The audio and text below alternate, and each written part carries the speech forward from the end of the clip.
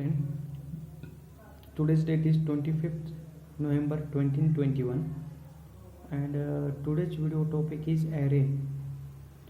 So before starting today's topic, let me small introduce myself. My name is Abhijit Gangadhar Amge. I am from Latur. I have done my graduation from Pune University in 2017. My hobbies are playing cricket, and 5 members in my family including me. So let's start today's topic, array. So array is nothing but a collection of similar type of data which has a continuous memory location. We can store that data.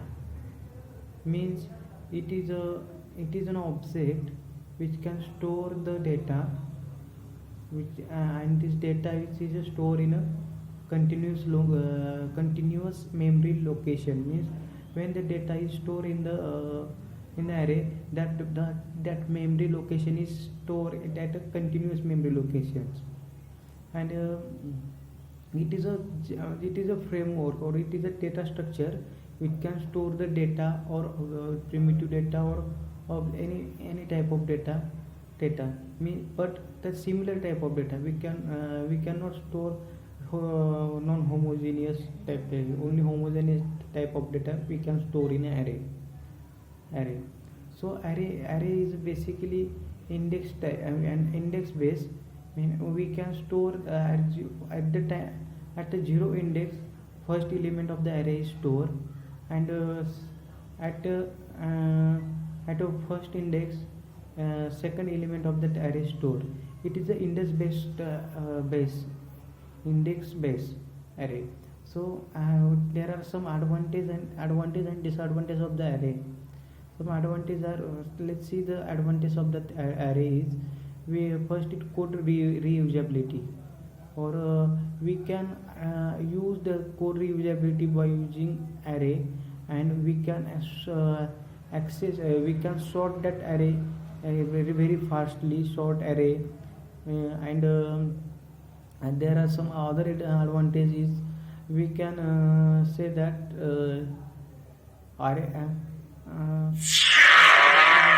is also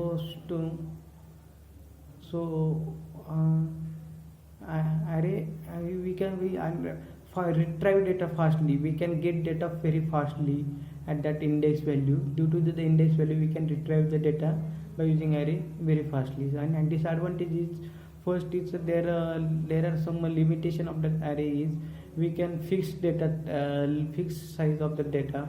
Means when we fix the size of that array, we cannot change or we cannot change that size of that array. Then we cannot, but this overcome is this disadvantage is overcome in a collection framework, that is array list. And another disadvantage is we can only store homogeneous data. Means we can only store similar type of data in that array. These are the two mainly disadvantage of that disadvantage of the array. But this disadvantage is overcome in collection framework, that is the which is array list, which is overcome this disadvantage. Means we can store non-homogeneous data, and we can dynamically grow the size of that array. And there are two type of array. First is a single dimension array, and the second is a multi-dimension array. Let's see the single dimension array. Single dimension array means array which has the array which has a single dimensions, means only row is called as single row, and single column is called as single dimension array of is called as single dimension array. The length of that array, we can access that array by using length method.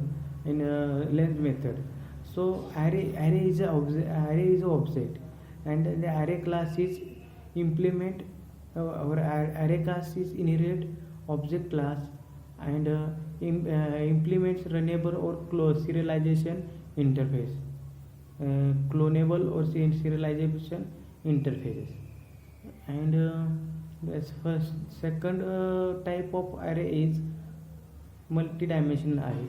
Means array of array is called multi-dimensional array, means contains row and column. There are some others, there are some way to initialize, how to initialize that array and the syntax of the array. Let's see the syntax of the array. Int the data type array and their variable name. These are the syntax to use, how to write the array syntax. And how to initialize that array. Int means data type array with variable name equal to new data type and an array. That's in that array we can write the size of that array.